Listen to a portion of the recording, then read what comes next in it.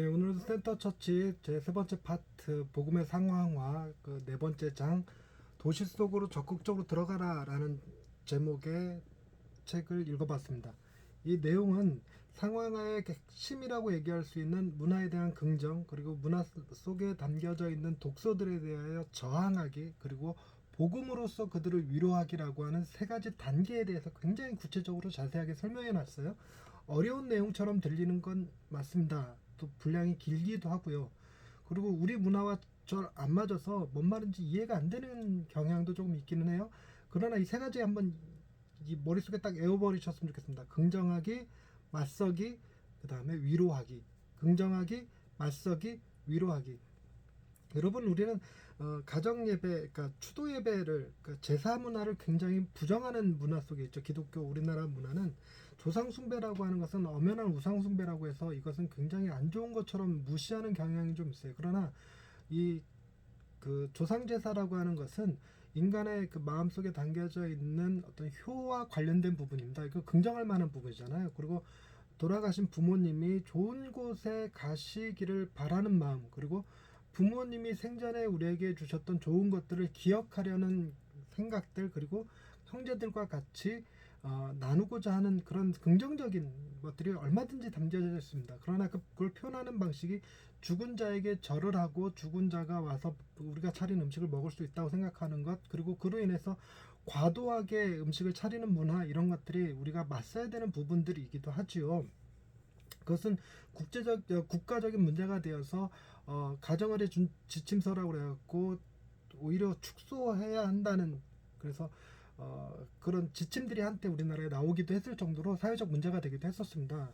우리나라는 뭐 어차피 6.15를 겪으면서 사람들이 이 자신의 집에 족보들이 다 불이 타고 많은 바람에 어떤 사람이 양반인지 어떤 사람이 노비였는지를 구분하지 못하는 사회가 돼버렸어요. 그러다 보니까 자기가 양반이었음을 이렇게 증명하듯이 하는 행동이 제사였어요. 제사는 양반들만 드릴 수 있었기 때문에, 그래서 뭐 자신이 노비가 아니고 종이 아니고 그 선비였다라는 것을 뭐 은연중에 강조하기 위해서 뭐 아무리 힘들고 어려워도 제사를 막 지내려고 했던 그런 문제들이 우리나라에 있었거든요.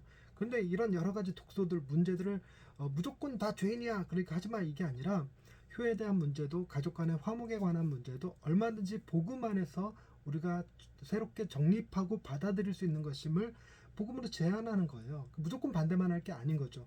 똥밭에 굴러도 이승이 좋다라는 거 되게 싫어하는데, 우리가 그것은 자살에 대한 방지였다는 긍정하는 부분이 있잖아요. 그러니까 자살을 하지 못하도록 만들기 위해서 복음이 대안을 제시하는 것들이 얼마든지 있단 말이죠. 그러니까 그것들을 긍정하고 맞서고 복음으로서 위로하고, 이 세 가지를 좀 이해하는 것이 굉장히 중요하고요. 그리고 또 이 책에서 강조하는 것은 문화에 대해서 우리가 좀 더 적극적으로 들어가서 그들의 문화를 읽고 이해하고 그들의 문화를 수용하고 하는 노력들이 필요하다는 겁니다. 그러니까 우리가 성경도 잘 알고 그리고 문화도 잘 알 때 문화 속에 어떤 문제들을 복음으로 대안을 제시하고 그들을 위로할 것인가를 잘 캐치해낼 수 있겠죠. 근데 쉽지가 않아요, 이게. 그러니까 이거 어렵다고 느끼는 거예요. 근데 단순히 생각해 보면, 여러분, 우리는 복음적 가치와 신념들로 꽉 차 있는 사람들이라고 생각하기 쉬운데 그렇지 않습니다. 우리들의 삶의 양식이 전부 다 세상의 문화에 굉장히 많이 노출돼 있어요. 그래서 목사님들도 성공을 원하고 돈을 원하고 섹스를 원하고 이런 것들이 있다는 거죠. 그래서 우리 안에서 일어나는 자연스러운 욕구들을 가만히 들여다보고 그 욕구들에 대해서 성경은 뭐라고 얘기하고 있고 그 욕구들을 성경은 어떻게 성취할 수 있는지를 보여주는 것을 얘기할 수 있으면 우리는 상황화를 한 겁니다. 근데 우리가 자꾸만 팀켈러처럼 영화의 한 대목을 인용하고 그리고 먼저 인문학에서 나오는 주장들을 인용하고 이렇게 하려다 보니까 책을 많이 읽어야 되겠구나, 뭐 공부를 해야 되겠구나, 이런 생각을 갖다 보니까 할 수만 있으면 좋은데 포기하는 경향이 좀 있죠. 그럴 필요 없이 단순하게 우리 주변에서 일어나는 삶을 보면 우리 교인들이 교회 나오는 이들도 그 뭐 하나님을 사랑해서 나왔다기보다 그래서 우리가 이렇게 하면 복을 받을 것이다라고 하는 기복주의 사상에서 비롯된 것일 수도 있고, 그리고 자신이 어떤 사람인지 이미지를 보여주려는 명예 욕구에 의한 것일 수도 있어요. 그러니까 선한 이미지를 구축하려는 경향도 얼마든지 있죠. 우리들도 마찬가지로 있으니까 그렇지 않고 복음 안에서 얼마든지 자유로울 수 있음을 얘기하는 것도 또 하나의 상황합니다. 문제는 이것을 적극적으로 할 것이냐 말 것이냐의 문제예요. 적극적으로 해야 된다는 게 이 책의 요지입니다. 적극적으로 해야 된다. 그리고 또 하나 중요하게 여겨야 될 것은 복음 안에는 가장 중요하게 대속이라고 하는 확실한 해답이 있어요. 대속. 우리가 어떤 문제를 접했을 때 그 문제의 해결자, 그것이 제3자에게 있다라는 것을 기억하는 거예요. 그러니까 이게 동양 문화와 서양 문화가 조금 다른 게 있는데, 동양 문화는 신선 버전이라고 그래서 신선이 나타나서 이렇게 하거나 저렇게 하면 이 문제가 해결될 거야 라고 지혜를 주는 방식이라면, 서양 버전은 키다리 아저씨 같은 사람들이 나타나서 문제를 그냥 해결해 줘 버리는 거죠. 빨간망토 찾자가 할머니에게 도시락을 갖다 주러 가다가 중간에 늑대를 만났어요. 그럴 때 우리식 버전이라면 늑대를 만났을 때 어떻게 행동해야 되는가, 요걸 가르치는 거라면, 서양 버전은 사냥꾼이 딱 나타나서 늑대를 해결해 주는 거거든요. 그러니까 복음은 이 제3자 그리스도께서 오셔서 그 문제를 해결해 주는 방식이에요.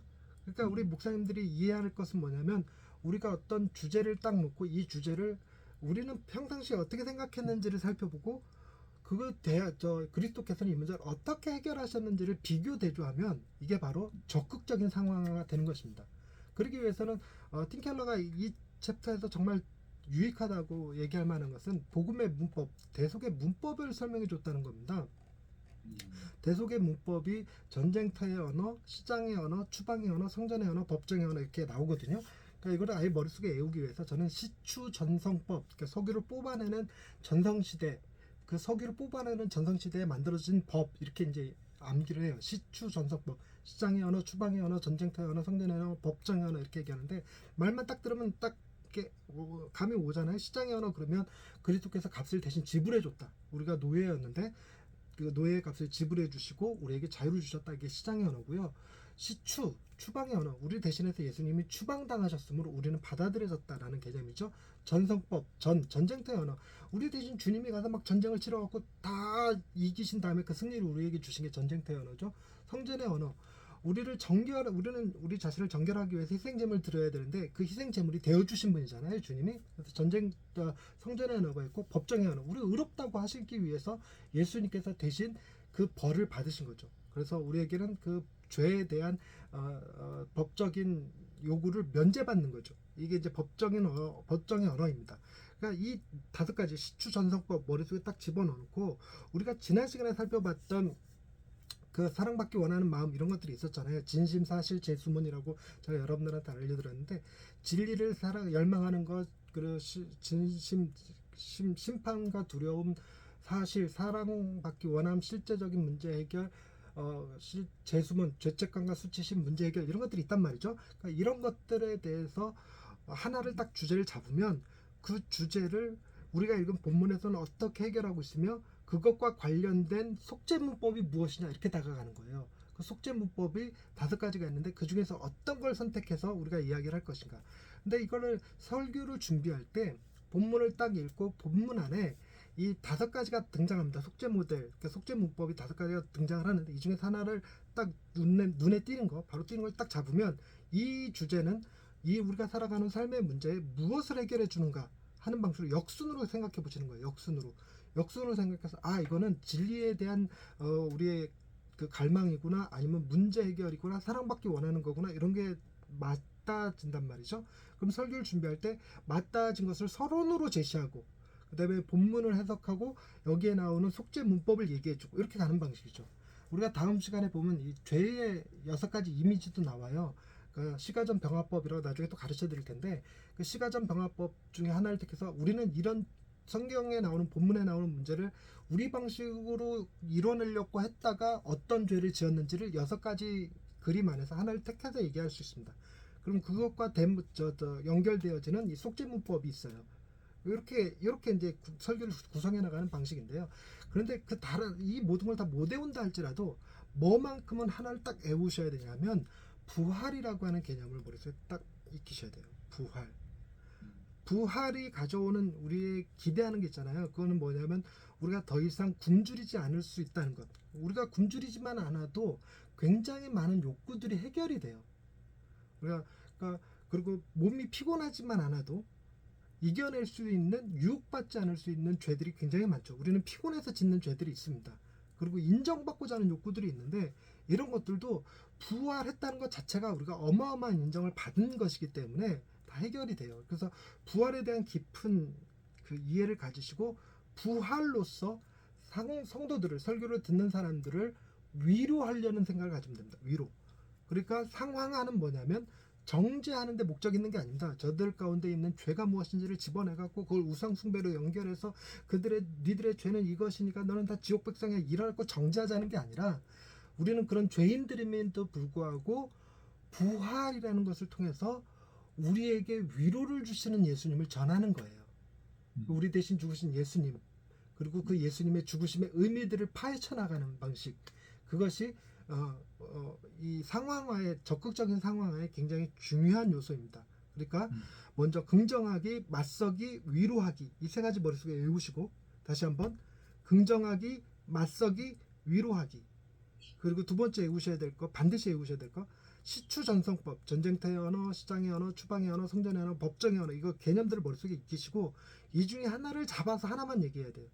근데 막상 목사님들한테 이걸 가르쳐 드리면 설교 시간 한 타이밍에 우리 예수님이 우리의 죄를 속죄하시는 방식은 5가지가 있습니다. 이러면서 한꺼번에 다 얘기하려는 경향들이 있는데 그러지 마시고 하나씩만 딱 집으면 5주를 이렇게 번갈아 가서 얘기하면 복음을 다양하게, 복음은 단 하나의 메시지지만 단순하지 않은 메시지라고 얘기하죠. 그러니까 그것처럼 단순하지 않게 복음을 복합적으로 이해하고 받아들일 수 있도록 얘기할 수 있어요. 우리 성도들이 천편일률적으로 똑같지 않기 때문에 어떤 사람은 전쟁터 언어가 귀에 꽂히고 어떤 사람은 법정의 언어가 귀에 꽂히고 이럴 수 있거든요.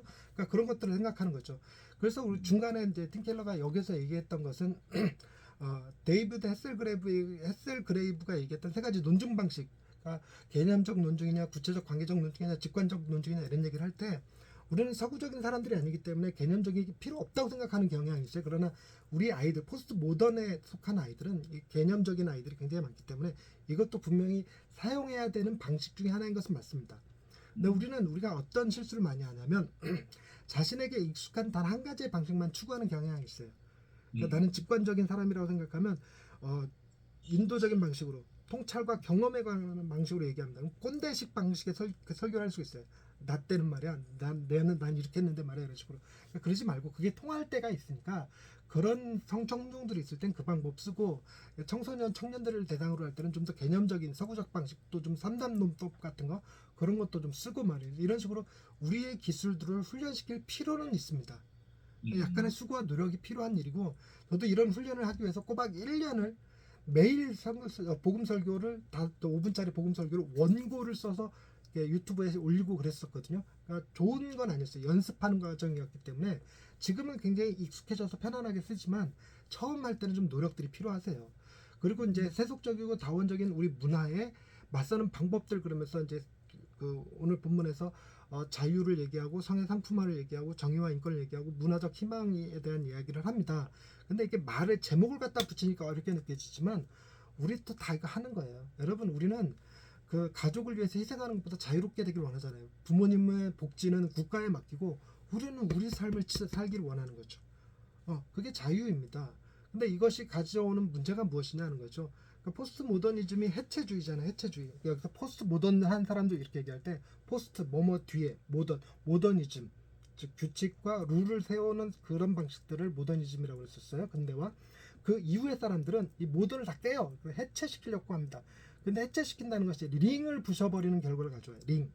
그러니까 군대가 있고 경찰이 있고 법이 있고 공동체가 있어서 자유를 누릴 수 있는 건데, 자유를 너무 확장시키다 보니까 군대도 안 간다, 경찰의 명령에 순응하지 않는다, 각 공동체를 부정한다 하는 방식으로 가면 결국은 자유를 상실하는 방식이 되겠죠.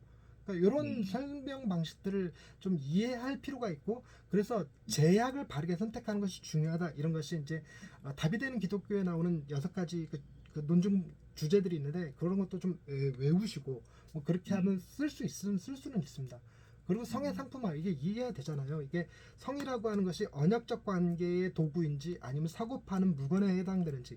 근데 우리는 전부나 사고 팔고의 형식이 강하잖아요. 그러니까 얼마를 주고 이렇게 한다는 거, 심지어 그게 극단으로 가면 인문학에서는 아내랑 산다는 것은 내가 직장에서 번 돈을 전부 다 갖다 주고 밤에 잠깐의 위로를 사는 것이다. 이렇게 표현하는 사람들도 이렇게 작가들도 있을 정도니까 성의 상품화, 경제적 교환가치. 그래서 여자들도 내 성을 연봉 얼마짜리에게 팔 것이냐, 그렇게 남편을 구하는 사람들도 있다는 것이고, 그것을 매개체로 왜 그 결혼 정보 그 회사들, 결혼 정보 회사들이 그걸 매개체로 성상품을 사고 파는 방식으로 결혼이라는 걸 하잖아요. 근데 그렇지 않고 복음에서 얘기하는 건 성은 섬기는 수단이다, 언약적 수단이다, 이렇게 표현하는 방식들을, 그랬을 때 비로소 우리가 성을 통해서 상품화되는 것을 거절하고 외로움을 극복하고 그리고 한 몸을 이루는 방식들을 배워나가는 거거든요. 그러니까 그런 것들도 우리가 생각하는 방식과 조금 다르게 성경에서 뭐라고 얘기하고 있는지를 알아갈 필요가 있고, 그리고 대체로 정의와 인권 같은 건요, 여러분 시간이 얼마나 있죠? 시간 다 됐네. 조금만 설명할게요. 그 과학의 법칙들은 다 발견한 거예요. 과학자들이 만든 게 아닙니다. 마찬가지로 정의와 인권이라는 것도 사람들 간의 합의에 의해서 만들어진 게 아니라 인간들이 삶을 살아가면서 발견해낸 거예요. 인권을 발견하고 정의를 발견한 거죠. 그래서 이거는 합의의 문제가 아니라 진리의 문제입니다. 그러니까 진리의 문제는 그 진리를 주신 이가 있으니까 그 주신 이의 성품을 이해하고 그랬을 때 비로소 바른 정의, 바른 인권이 세워진다는 개념이거든요. 이런 것도 이해하실 필요가 있습니다. 그리고 이제 부활을 얘기하는 것 자체가 우리 문화적 희망이라는 것을 궁극적으로 이뤄내는 방식, 즉 톨킨의 그 반지의 제왕에서 추구하는 그 결말들을 부활이 다 얘기하니까 그것들을 우리가 얘기해 줄 수 있는 것, 그것이 이 시대의 문제점들을 해결하는 방식으로 접근할 수 있는 키워드라고 힌트를 준 거예요. 본문이 힌트. 그러니까 이제 그것이 우리 시대, 우리나라에 딱 적합하지는 않을지라도 이런 힌트들을 가지고 가만히 생각해 보면 우리가 지금 무엇을 전해야 되는지, 어디에 포커스를 맞춰야 되는지, 그것이 속죄 문법과 어떻게 연결되는지를 알 수 있다는 거죠. 자, 정리하자면 다 잊어버렸을지라도 긍정하기, 맞서기, 위로하기를 기억하시고 복음으로써 성도들을 위로하는 여러분들이 되실 수 있기를 바랍니다. 여기까지 하겠습니다.